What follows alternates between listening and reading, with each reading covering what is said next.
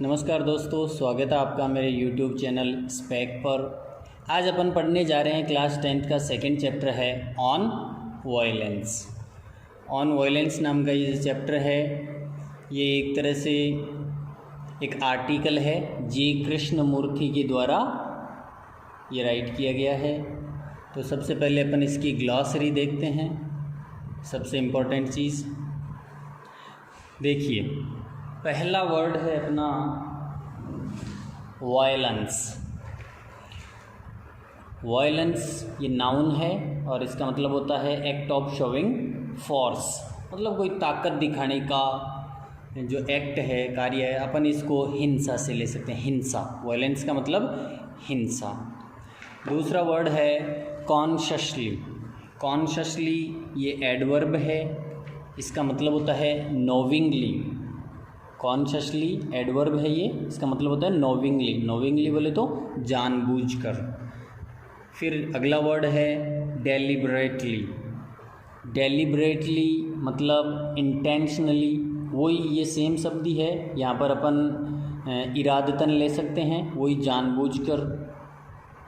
फिर है एंटेगनिज्म। एंटेगनिज्म, एंटेगनिज्म, इसको एंटागोनिज्म नहीं बोलना, इसको बोलना एंटेगनिज्म। एंटेगनिज्म ये नाउन है, इसका मतलब होता है एग्रेसिव अपोजिशन। एग्रेसिव अपोजिशन मतलब कोई विरोध होता है या वैर भाव रखते हैं अपन, तो उसको एंटेगनिज्म बोलते हैं। Next word ultimate. अल्टीमेट ये एडजेक्टिव है, विशेषण। इसका मतलब होता है फाइनल या लास्ट स्टेज, आखिरी, अंतिम या आखिरी चरण, कुछ भी बोल दें। नेक्स्ट वर्ड ये वर्ब है मैम। MAIM, ma'am. मैम का मतलब होता है कॉज इंजरी, अर्थात अपंग कर देना। अगला वर्ड है इनोमस। इनोमस ये एक एडजेक्टिव है, विशेषण। इसका मतलब होता है इमेंस या वेरी लार्ज, मतलब बहुत बड़ा, विशाल। अगला वर्ड इनहियरेंट। इनहियरेंट, इनहियरेंट का मतलब ये एडजेक्टिव है, इसका मतलब होता है इनबॉर्न या नेचुरल। नेचुरल यानी कि जन्मजात, इसको अपन इनहियरेंट कह सकते हैं, इसका मतलब होता है जन्मजात। Next word rational.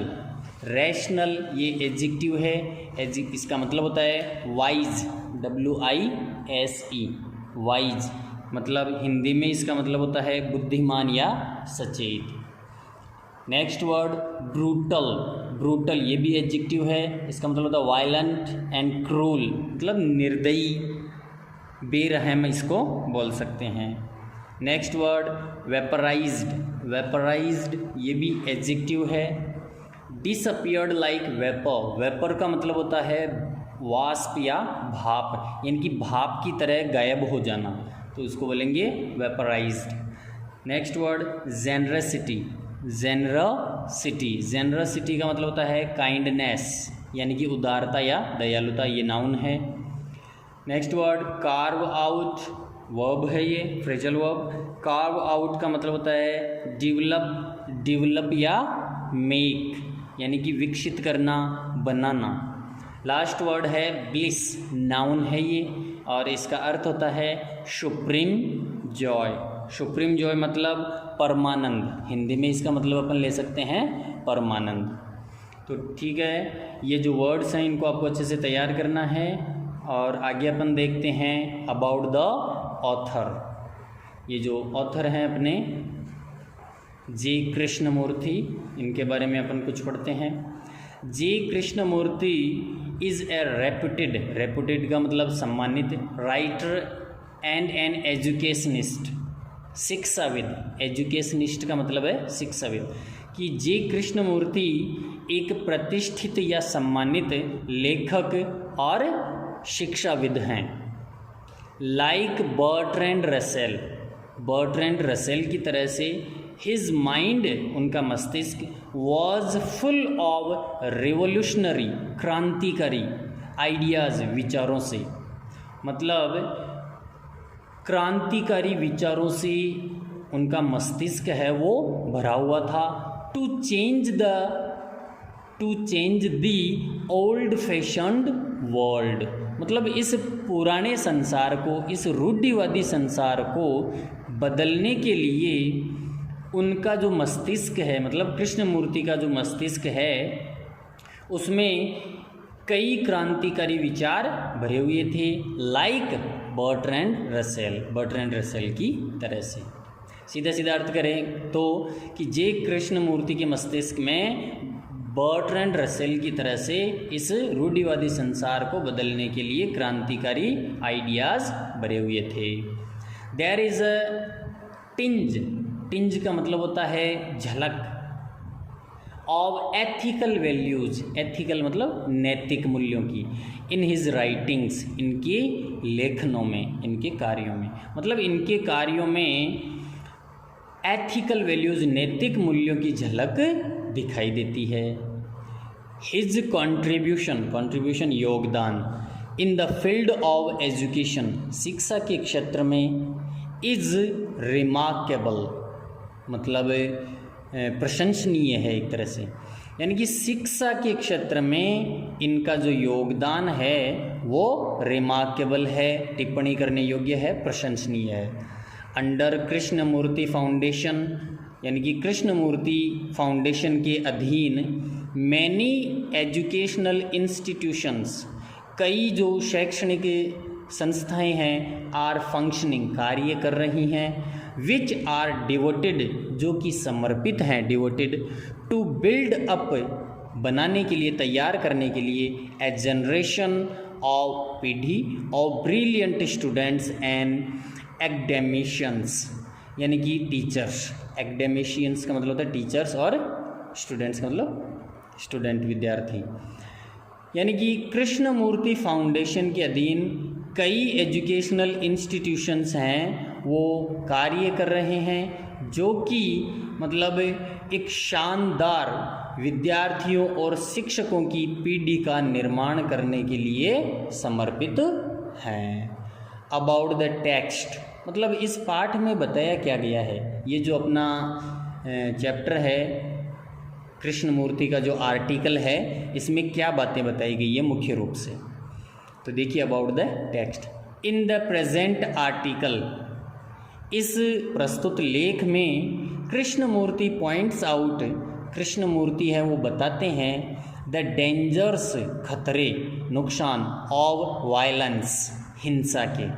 यानी कि इस आर्टिकल में कृष्णमूर्ति हिंसा के जो खतरे हैं उनको पॉइंट आउट कर रहे हैं, उनको बता रहे हैं, which is a matter of global concern, global मतलब वैश्विक, कंसर्न मतलब चिंता, विच इज, जो कि एक वैश्विक चिंता का विषय है, मैटर है।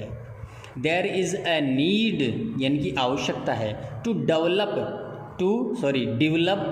इसको डेवलप बोलेंगे, to develop a new culture inclusive of love, pity, patience, generosity, मतलब एक ऐसी संस्कृति के निर्माण की आवश्यकता है, एक ऐसे कल्चर, एक ऐसे नए कल्चर के निर्माण की आवश्यकता है जो कि, या जिसमें इंक्लूसिव, यानी कि जिसमें शामिल हो लव, प्रेम, पिटी, दया, पेशेंस, धैर्य, और जेनरसिटी, उदारता। मतलब अभी एक ऐसी नई संस्कृति की आवश्यकता है, उसके निर्माण की आवश्यकता है जो कि उदारता, धैर्य, दया और प्यार से भरी हुई हो, ये सब उसमें शामिल हो।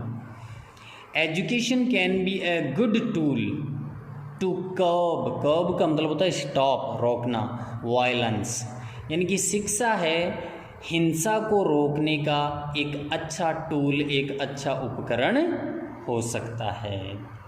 अब आगे बढ़ते हैं, अपन अपना चैप्टर शुरू करते हैं। ऑन वायलेंस, हिंसा पर। देखिए, there is a great deal of violence in the world, मतलब इस संसार में बहुत ज़्यादा वायलेंस है, हिंसा है। There is physical violence and also inward violence, यानी कि शारीरिक हिंसा भी है और आंतरिक हिंसा भी है। Physical violence is to kill another. Physical violence क्या है, यानी कि शारीरिक हिंसा है, वो क्या है, टू किल अनदर, दूसरों को मारना, to hurt other people consciously, दूसरे लोगों को कॉन्शियसली यानी कि जानबूझकर या डेलिब्रेटली इरादतन, वही जानबूझकर, और विदाउट थॉट, बिना सोचे, टू से क्रूअल थिंग्स, मतलब ऐसी निर्दयी बातें कहना, बुरी बुरी बातें कहना, फुल ऑफ एंटेगनिज्म एंड हेट, मतलब विरोध, वैर भाव और नफरत से पूर्ण, ये सब क्या है, फिजिकल वायलेंस है।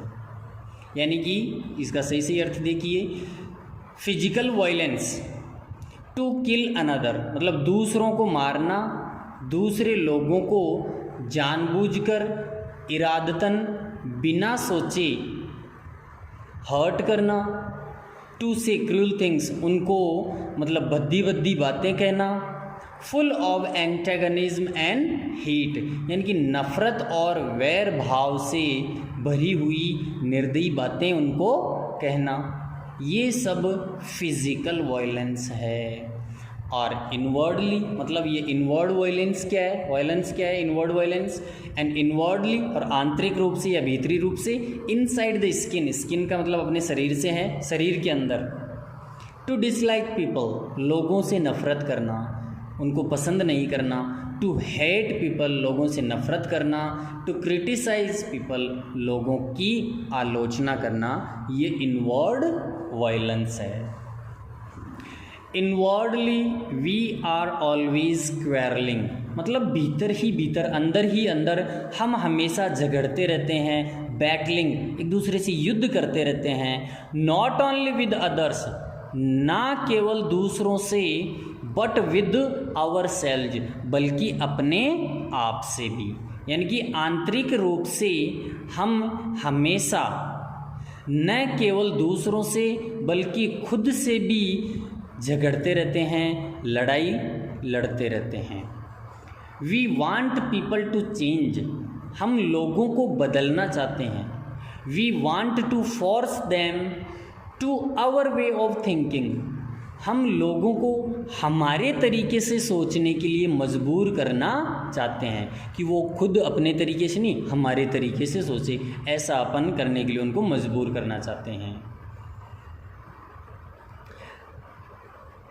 इन द वर्ल्ड, मतलब इस संसार में, एज वी ग्रो अप, जैसे जैसे हम बड़े होते हैं, we see a great deal of violence, हम बहुत बड़ी मात्रा में बहुत ज़्यादा हिंसा देखते हैं, at all levels of human existence, यानी कि मानव के अस्तित्व के प्रत्येक स्तर पर या प्रत्येक चरण में, जैसे जैसे हम बड़े होते जाते हैं, इस संसार में हम बहुत ज़्यादा हिंसा देखते हैं। The ultimate violence is war, जो आखिरी हिंसा है, जो अंतिम हिंसा है, वो है युद्ध। और युद्ध क्यों होते हैं, कैसे होते हैं, देखो, द किलिंग फॉर आइडियाज़, विचारों के लिए किसी को मार देना, फॉर सो कॉल्ड का मतलब होता है तथाकथित, for so called religious principles, तथाकथित धार्मिक सिद्धांतों के लिए किसी को मार देना, फॉर नेशनलिटीज़, मतलब राष्ट्रीयता की बात पर किसी को मार देना, the killing to preserve a little piece of land, जमीन के एक छोटे से टुकड़े को बचाने की खातिर या उस छोटे से टुकड़े के लिए किसी को मार देना ही युद्ध है, और युद्ध ही अल्टीमेट वायलेंस है। टू डू दैट, मतलब ये सब करने के लिए, ये जो आया था ना, ये अल्टीमेट वायलेंस, ये सब करने के लिए मैन विल किल, आदमी मारेगा, डिस्ट्रॉय, तबाह करेगा, मैम, लोगों को अपंग कर देगा, and also be killed himself, और खुद भी मारा जाएगा। There is enormous violence in the world, मतलब इस संसार में बहुत ज़्यादा हिंसा है। The rich wanting to keep people poor, जो जो अमीर हैं वो गरीब लोगों को गरीब रखना चाहते हैं। And the poor wanting to get rich, और जो गरीब लोग हैं वो अमीर बनना चाहते हैं।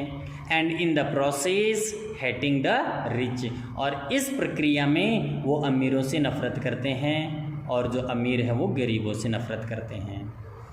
एंड यू, और आप, बीइंग कॉट इन सोसाइटी, इस समाज में जकड़े हुए होने के कारण, are also going to contribute to this, आप भी इसी में अपना योगदान देने जा रहे हैं। अर्थात अपन सामाजिक मनुष्य हैं, इस समाज में रहते हैं, तो जैसा ये समाज में चलता रहा वैसा ही अपन करते हैं। मतलब जो गरीब है वो अमीर से नफ़रत करता है और जो अमीर है वो गरीब से नफ़रत करता है।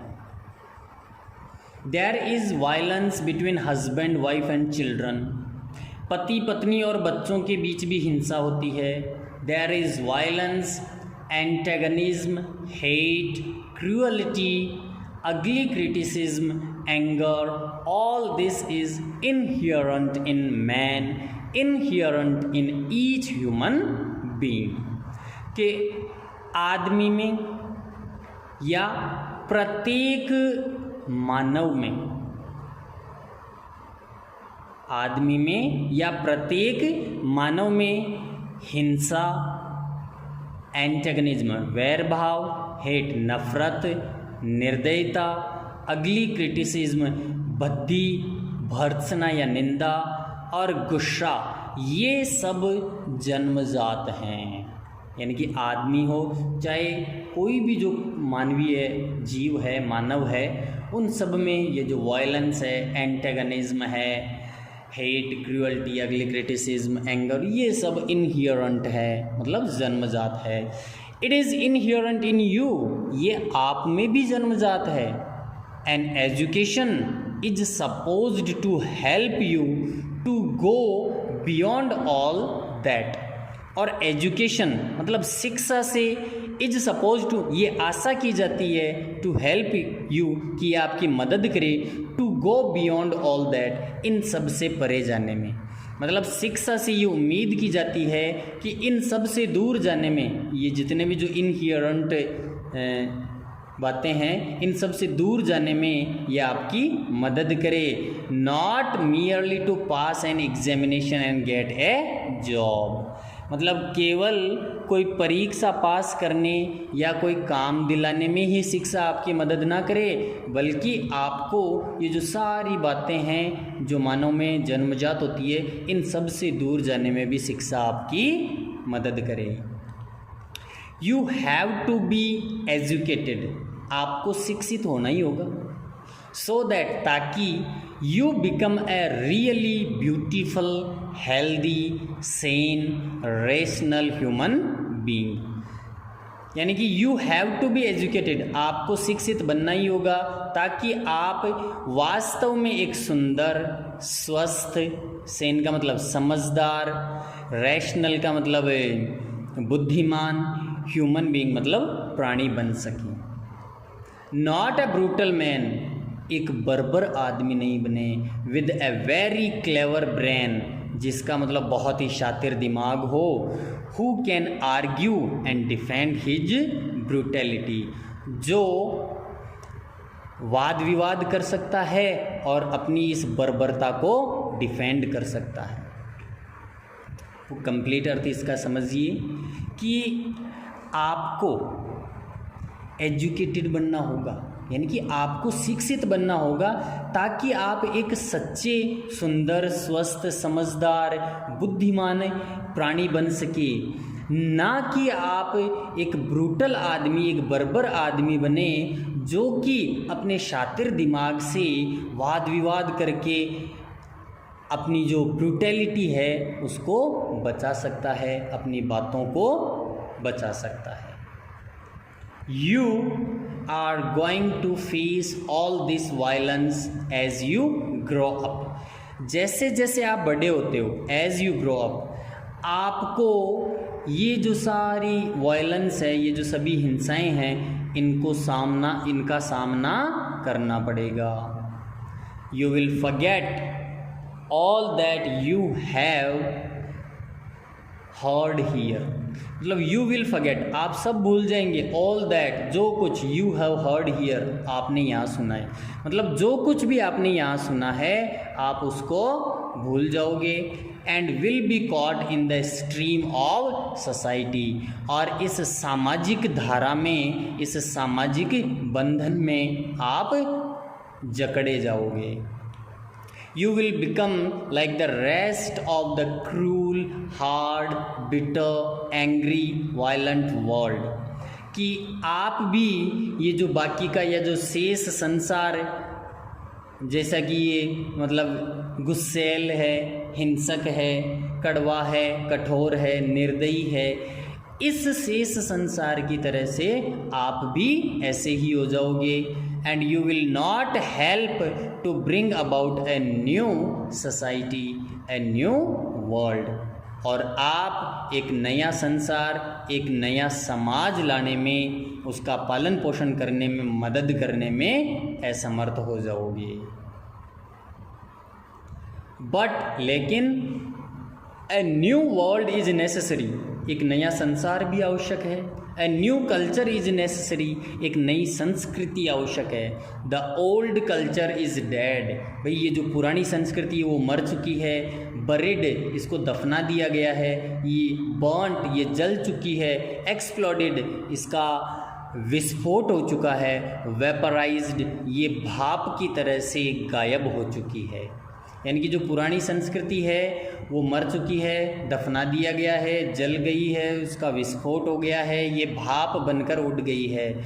You have to create a new culture, आपको एक नए कल्चर का निर्माण करना है. ए न्यू कल्चर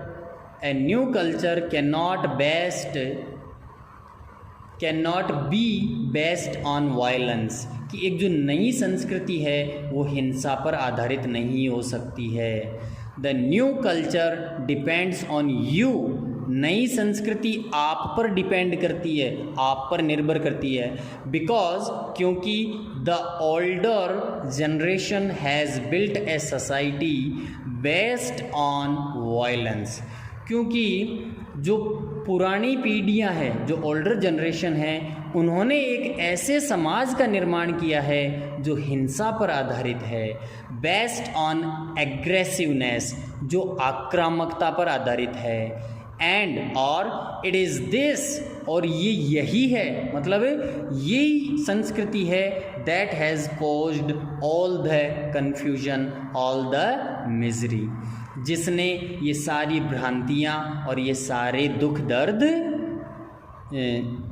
उत्पन्न किए हैं, उनका कारण बनी है. The older generations have produced this world, पुरानी संस्कृतियों ने इस संसार को जन्म दिया है. And you have to change it, और आपको इस संसार को बदलना है. You can not just sit back and say, कि आप केवल पीछे बैठकर ये नहीं कह सकते हैं कि I will follow the rest of the people, कि मैं भी बाकी लोगों का ही अनुसरण करूँगा, उनको ही फॉलो करूँगा. And seek success and position, और सफलता और एक अच्छी स्थिति की तलाश करूँगा. मतलब आप पीछे बैठकर ये नहीं कह सकते हैं कि बाकी लोगों की तरह मैं भी सफलता और एक अच्छी पोजीशन की तलाश करूँगा.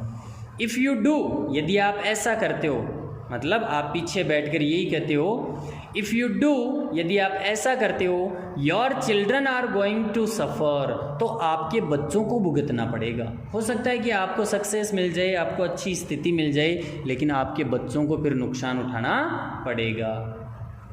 You may have a good time, आप अच्छा समय व्यतीत कर सकते हैं, मतलब आपका समय अच्छा हो सकता है. But your children are going to pay for it, लेकिन आपके बच्चों को इसके लिए भुगतना पड़ेगा, इसका हर्जाना भरना पड़ेगा. So you have to take all that into account. So इसलिए यू हैव टू टेक, आपको लेना होगा, ऑल दैट इनटू अकाउंट, मतलब इन सभी बातों को आपको ध्यान में रखना होगा. The outward cruelty of man to man, यानी कि आदमी के प्रति जो बाहरी निर्दयता है, in the name of God, भगवान के नाम पर हो, in the name of religion, चाहे धर्म के नाम पर हो, in the name of self importance, आत्म महत्व के नाम पर हो, in the name of security of the family, चाहे परिवार की सिक्योरिटी सुरक्षा के नाम पर हो। You will have to consider the outward cruelty, यानी कि आपको जो बाहरी निर्दयता है, जो आउटवर्ड क्रूअल्टी है, उसको समझना होगा, उसको कंसीडर करना होगा, एंड वायलेंस, और इस हिंसा को, मतलब आपको ये जो आउटवर्ड क्रूअल्टी और वायलेंस है उसको कंसीडर करना होगा, and the inward violence which you do not yet know, और जो आंतरिक हिंसा है जिसे आप अभी तक नहीं जानते हैं उसे भी आपको कंसीडर करना होगा, मतलब समझना होगा। आगे देखते हैं। यू आर स्टिल यंग, आप अब भी युवा हो, but as you grow older, लेकिन जैसे जैसे आप बड़े होते जाओगे, यू विल रियलाइज, तो आपको ये एहसास होगा, how inwardly man goes through hell, कि कैसे जो आदमी है वो अंदर ही अंदर नरक में चला जाता है, मतलब विपदाएं या दुख भोगता है। गोज थ्रू ग्रेट मिजरी, मतलब जो भयंकर दुख है उनसे गुजरता है। Because he is in constant, लगातार, बैटल, युद्ध विद हिमसेल्फ, क्योंकि वह लगातार अपने आप से युद्ध करता रहता है। विद हिज वाइफ, अपनी पत्नी से युद्ध करता रहता है। विद हिज चिल्ड्रन, अपने बच्चों से लड़ता रहता है। विद हिज नेबर्स, अपने पड़ोसियों से लड़ता रहता है। विद हिज गॉड्स, अपने देवी देवताओं से भी लड़ता रहता है।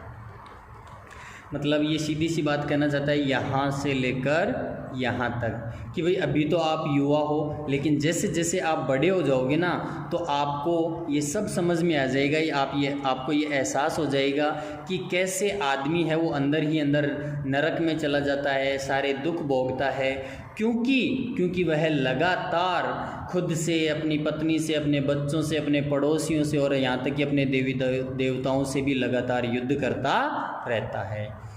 He is in sorrow and confusion, वह दुख और भ्रम में है। And there is no love, no kindliness, no generosity and no charity, और वहाँ पर मतलब वो दुख और इस कन्फ्यूजन में है, और इस दुख और कन्फ्यूजन में ना तो कोई प्यार है, ना कोई दयालुता है, ना कोई उदारता है, और ना ही कोई दानशीलता है। एंड ए पर्सन, और एक आदमी, may have a PhD after his name, जो डॉक्टरेट की उपाधि होती है PhD, डॉक्टरेट इन फिलोसफी।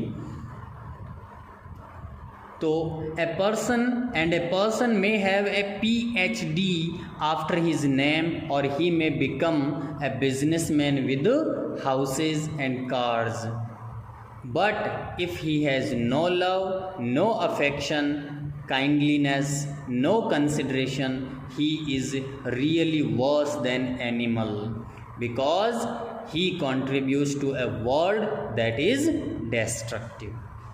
देखिए इसका अर्थ कि एक व्यक्ति है वो अपने नाम के पहले डॉक्टरेट लगा सकता है, अपना जो नाम है उसके साथ में डॉक्टर की उपाधि लगा सकता है, और वह मतलब अच्छे घर और कारों वाला एक अच्छा बिजनेसमैन भी बन सकता है। लेकिन यदि उसके पास प्यार, स्नेह, दयालुता, समझ नहीं है, तो he is really worse than an animal, तो वह एक जानवर से भी बदतर है, क्योंकि he contributes to a world that is destructive, क्योंकि वह एक ऐसे संसार में योगदान देता है जो कि विनाशकारी है। इसलिए हम सब में प्यार, स्नेह, दयालुता, सोच, समझ होनी चाहिए, तभी अपना संसार सुखी है। आगे देखिए। इसलिए while you are young, you have to know all these things. अब जबकि आप युवा हो, मतलब जब आप युवा हो तभी आपको ये सारी बातें जान लेनी है। You have to be shown all these things, आपको इन सब चीज़ों को देख लेना है। You have to be exposed to all these things so that your mind begins to think. आपको इन सब चीज़ों के प्रति अपने आप को एक्सपोज कर देना है, अपने आप को प्रस्तुत कर देना है, ताकि आपका जो मस्तिष्क है, योर माइंड है, वो बिगिन्स टू थिंक, सोचना शुरू कर दे। अदरवाइज, अन्यथा you will become like the rest of the world, आप भी बाकी के संसार की तरह हो जाओगे। And without love, without affection, without charity and generosity, life becomes a terrible business।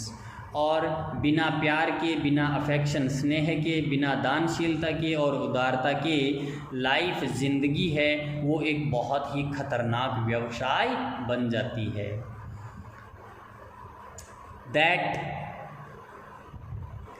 That is why, तभी तो या इसीलिए तो one has to look into all these problems of violence, तभी तो व्यक्ति को, यहाँ पर वन का मतलब व्यक्ति को हिंसा की ये जो सारी समस्याएं हैं उनमें झांकना होगा।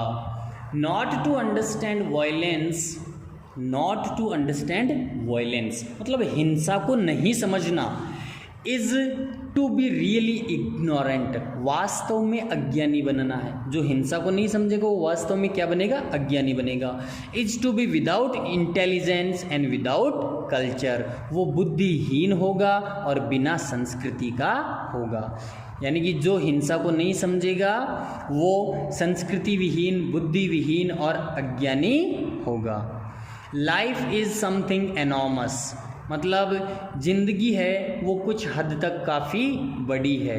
And merely to carve out a little hole for oneself, और केवल खुद के लिए, वन सेल्फ खुद के लिए एक छोटा सा होल, एक छोटा सा छेद बना लेना, छिद्र बना लेना। And remain in that little hall, और उस छोटे से हॉल में रहना। फाइटिंग ऑफ एवरीबडी, सबसे लड़ाई करना। इज़ नॉट टू लिव, ये जिंदगी नहीं है। इट्स अप टू यू, ये आप पर है। फ्रॉम नाउ ऑन, अब से you have to know about all these things, आपको इन सब चीज़ों के बारे में जानना होगा। You have to choose deliberately to go the way of violence और to stand up against society, आपको जानबूझकर ये चुनना है कि आपको हिंसा के रास्ते पर चलना है या फिर इस समाज के अगेंस्ट खड़े होना है। मतलब ये जो समाज है वो पहले से हिंसा पर चल रहा है, तो आपको इस समाज के खिलाफ खड़ा होना, अर्थात हिंसा के खिलाफ खड़ा होना है या हिंसा के रास्ते पर ही चलना है, ये सब आप पर है। It's up to you. आगे देखिए, बी फ्री, अरे स्वतंत्र बनो। लिव हैप्पीली, खुशी खुशी जियो। जॉयसली, आनंद से जियो। विदाउट एनी एंटेगनिज्म, बिना किसी वैर भाव के जियो। विदाउट एनी हेट, बिना किसी नफरत के जियो। देन, तभी life becomes something quite different, जिंदगी कुछ अलग बनती है। Then life has a meaning, तब जिंदगी का कोई मोल होता है, कोई अर्थ होता है। Is full of Joy and clarity, जो कि आनंद और स्पष्टता से परिपूर्ण होता है, भरा हुआ होता है। When you woke up this morning, बहुत ही अच्छी बात बताई गई है कि when you woke up this morning, जब इस सुबह यानी कि आज सुबह आप उठे, did you look out of the window, क्या क्या आपने खिड़की से बाहर देखा? You would have seen, आपने देखा होगा, those hills, कि वो जो पहाड़ियाँ हैं, become saffron, वो केसरीय रंग में रंग जाती है, भगवा रंग में रंग जाती है। As the sun rose against that lovely blue sky, कि जैसे ही सूर्य इस नीले आकाश में उदय होता है, ये जो पहाड़ियाँ हैं वो भगवा रंग में रंग जाती है। And as the birds begin to sing, और जैसे ही पक्षी गाना गाना शुरू करते हैं, and the early morning cuckoo cooed, और सुबह सुबह कोयल कूकू करने लगती है। There was a deep silence all around, चारों तरफ गहरी शांति थी। A sense of great beauty and loneliness, मतलब बहुत ही मधुर या अच्छी सुंदरता और एकांतता का भाव था। And if one is not aware of all that, और यदि कोई व्यक्ति इन सब से अवेयर नहीं है, इन सब को नहीं जानता है, one might just as well be dead, तो वह व्यक्ति मरे हुए के समान है।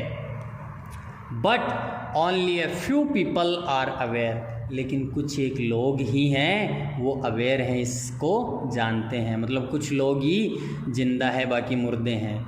You can be aware of it, आप इसके प्रति अवेयर हो सकते हैं, आप इसको जान सकते हैं। Only when your mind and heart are open, केवल तभी जब आपका मस्तिष्क और दिल खुला है, यानी कि जब आपका मस्तिष्क और हृदय खुला है तभी आप अवेयर हो सकते हैं इन सभी बातों से। When you are not frightened, जब आप डरे हुए नहीं होते हैं, जब आपके मन में कोई डर नहीं होता है। When you are no longer violent, जब आप हिंसक नहीं होते हैं, तभी आप इन बातों से अवेयर हो सकते हैं। देन फिर देयर इज जॉय, मतलब जब आप इन सब बातों से अवेयर हो जाते हैं तो देयर इज जॉय, आनंद मिलता है। There is an extraordinary bliss of which very few people know, यानी कि तब एक असाधारण परमानंद मिलता है, ऑफ विच, जिसके बारे में वेरी फ्यू पीपल नो, कुछ ही लोग जानते हैं। एंड और it is part of education, यानी कि ये शिक्षा का हिस्सा है, to bring about that state in the human mind, कि मानव मस्तिष्क में वो अवस्था लाना, यानी कि परमानंद की अवस्था लाना शिक्षा का ही पार्ट है, शिक्षा का ही हिस्सा है।